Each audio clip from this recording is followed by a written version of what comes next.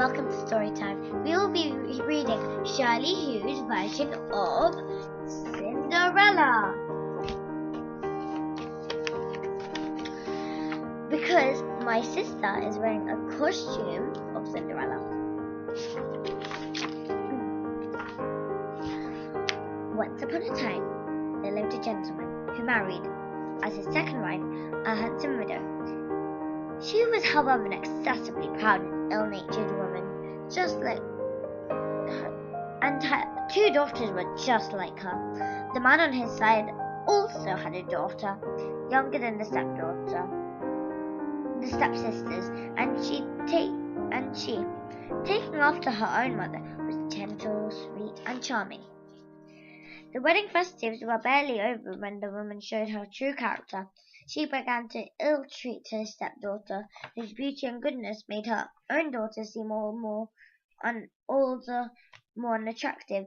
The poor child was given all the rough household tasks to do, and while her stepsisters were surrounded by every comfort and luxury and lived a life of ease, the younger girls swept and dusted the rooms, washed the dishes, scrubbed the floors and the steps, and worked from morning till night.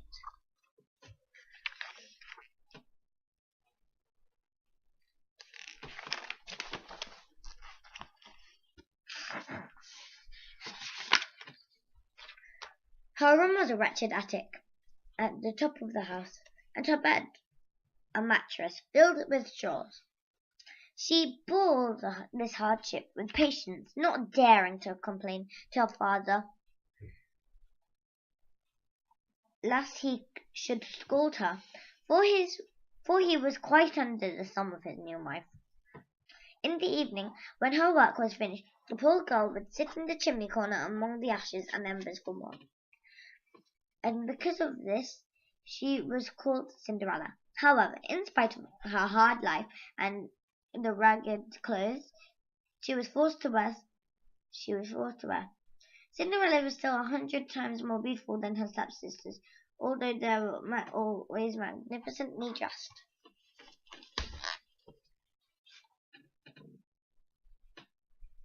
Wait a minute.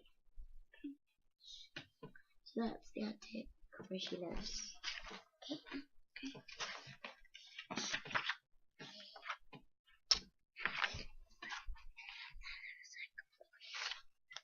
Now it happened that the king's son was giving 2 balls, to which all persons of fashion were invited.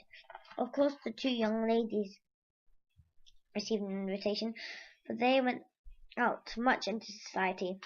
They were delighted, and for weeks did nothing but talk about what they would wear.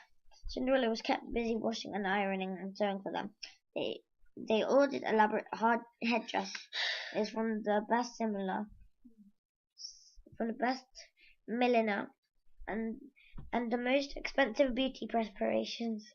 Cinderella was called upon to help and advised them that she would have an excellent taste. She arranged her hair most expertly, and although they cruelly teased her, asking if she would not like to go to the ball, and saying how everyone would love to see a cinder wench among the fine ladies.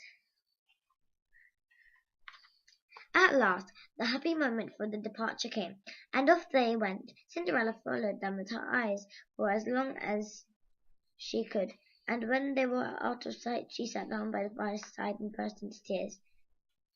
At that moment, her fairy godmother appeared beside her. "What is the matter, dear?" she said. "Why do you cry so bitterly?" "I wish, oh, I wish," Cinderella began, but tears choked her, and she could not go on. "Do you wish that you could go to the ball? Is that it?" asked her godmother. "Oh, yes, I do," said Cinderella. "Well," said the old lady, "you're a good girl, and I shall see to it. Go into the garden and fetch me a pumpkin." Cinderella did as she was told. She was bid, and brought the largest pumpkin she could find, but wondering all the while what use it could be. Her godmother scooped out the inside, leaving nothing but rind, touched it with her wand. Insistent, in, Instantly, it became a splendid golden coach. After that, she looked around for the mousetrap, found the six there, six live mice. She told Cinderella to lift up the trapdoor gently as the mice ran out. But one by one she tapped each one with her wand, and it was turned into a horse. So here was a team of six dapple grey carriage horses, only needing a coachman. I'll go and look for the rat trap, said Cinderella. If there's a rat in it, we'll make a coachman of him.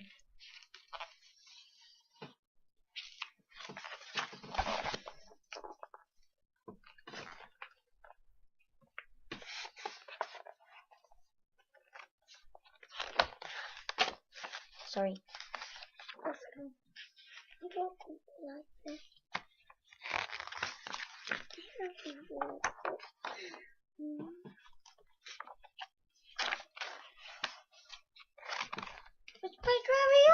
Yes, ma'am. Please.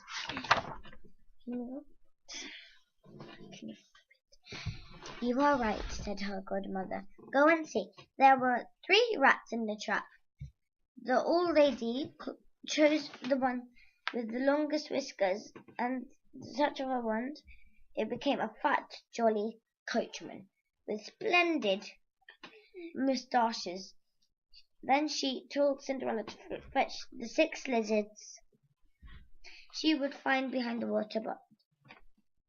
These were changed into 6 footmen, wearing smart livery, who at once climbed up behind the coach as they had done.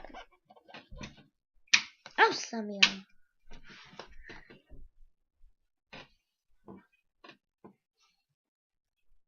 There now, said the godmother, you have your coach, and all that is necessary to go to the ball.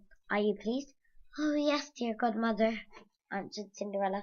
But must I go dressed as I'm in these ugly ragged clothes? Her godmother only just touched Cinderella with her wand, and in an instant her rags became a beautiful ball gown made of cloth of gold and silver, and all sparkling with jewels. The old lady then gave her a pair of exquisite little glass slippers to put on. And now Cinderella got up into the coach, ready to set out for the palace. But before she left, her godmother solemnly warned her to come home before the clock strikes 12. At 1 minute after midnight, her coach would become a pumpkin again. The horses, mice, the footmen, lizards, and Cinderella would find herself in her old clothes once more. Cinderella promised to obey her godmother and joyfully drove off to the ball.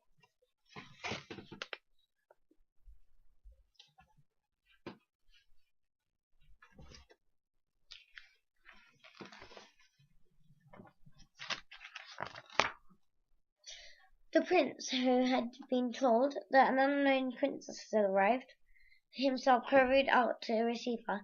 He gave her his hand, and she alighted from the coach and led her into the great hall, where all the guests were dancing. When Cinderella entered the ballroom, there was a moment's complete silence. Talking ceased, the dancers stood still, and the violinists stopped playing, and there was a growing murmur. Oh, how beautiful she is! How beautiful she is! Even the old king gazed at her in delight, and said softly to the queen that it was many years since she had seen such a lovely young creature.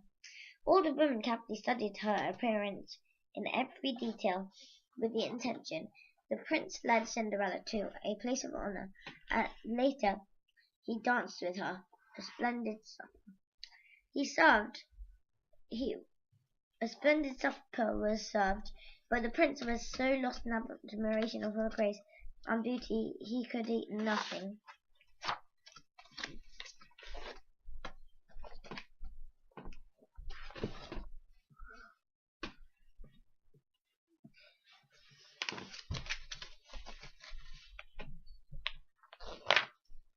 Cinderella went and sat with her sisters and was most gracious and pleasant, even sharing with them fruit that the prince had given her. The kindness astonished them, for they did not recognize her. Then suddenly Cinderella heard the clock strike 11 3/4, so she got up, made a curtsy to the company, and quickly left the palace. She found her godmother waiting for her at home. After thanking her for a happy evening, she pleaded to be allowed to go to the ball the next day, since the prince had particularly asked her.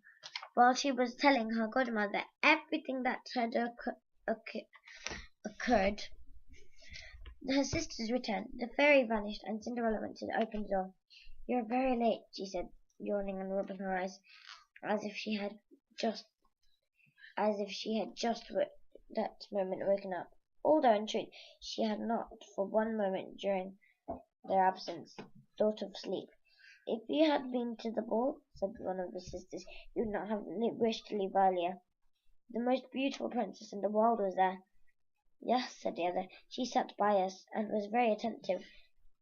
Cinderella feigned indifference, but asked the name of the princess. "No one knows," they answered, "and the king's son would give the world to find out who she is." At this, Cinderella sighed, and said, "How I wish I could see the beautiful princess." The next evening, the two sisters went again. Cinderella was there too, and was dressed even more splendidly than she had before. The prince was constantly by her side, paying her compliments and speaking tender words to her.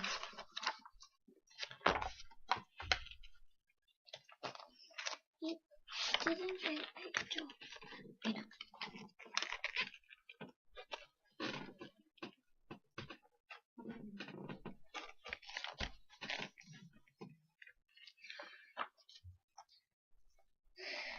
Wait a minute.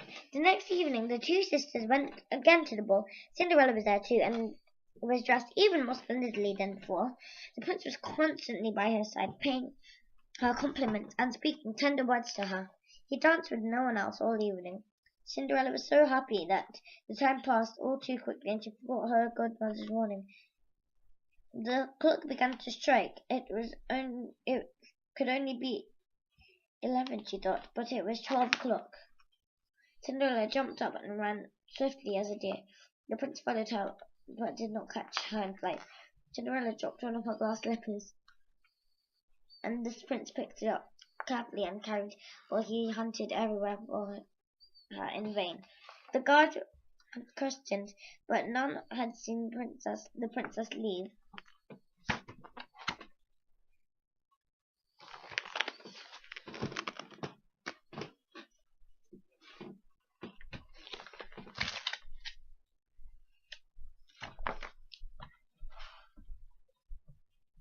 Cinderella arrived home quite out of breath, with coach or footman, and in her old clothes. Nothing was left of her finery, but little glass slipper fellow to the one she had dropped.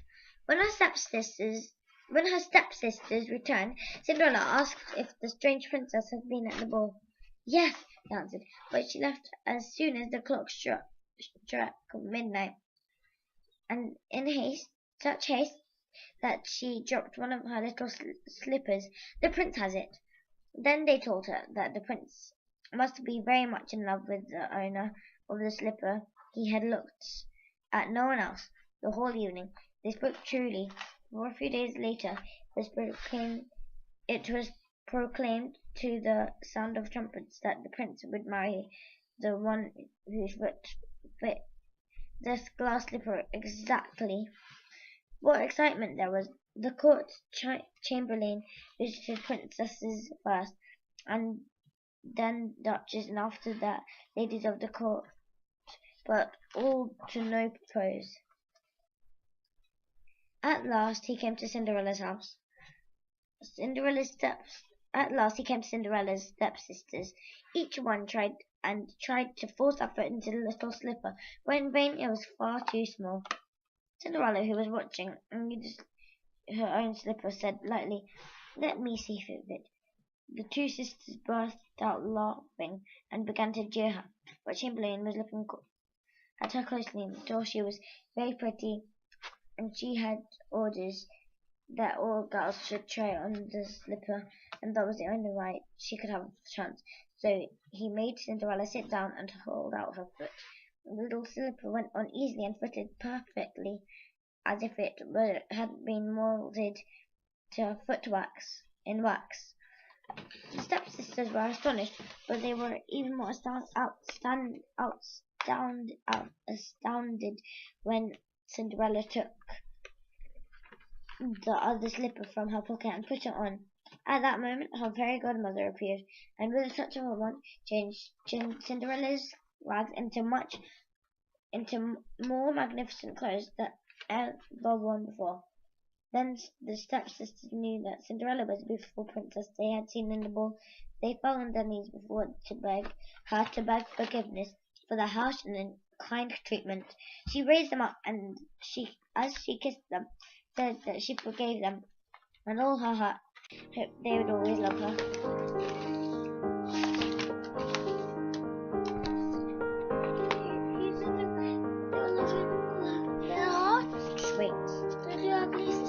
Yes, the two ugly sisters. So Cinderella asked if they would. They said yes. Yes.